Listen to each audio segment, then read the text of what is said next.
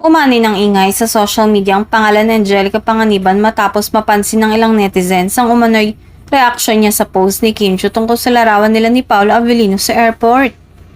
Mabilis itong kumalat at naging mainit na usapin sa showbiz circles online. Sa nasabing post, makikita ang candid na larawan ni Kim at Paolo na kuha sa airport na agad ding pinansin ng fans na mahilig sumubaybay sa kanilang tambalan. Kasabay nito, napansin ang comment ni Angelica na para sa ilan ay may halong biro at pahaging.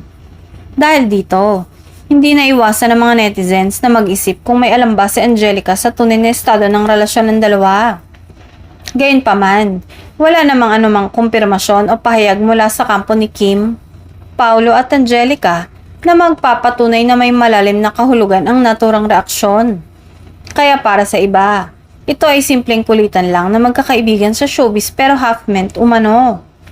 Sa kabila nito, lalo pang umingay ang Kim Pao online dahil sa bawat galaw at interaction ng mga taong malapit sa kanila ay mabilis na napapansin at binibigyan ng interpretasyon ng fans.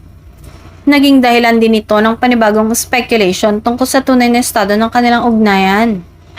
Sa ngayon, nananatiling tahimik ang mga artistang sangkot sa issue, habang patuloy namang pinag-uusapan ng netizens ang bawat detalye ng kanilang sightings at online interactions.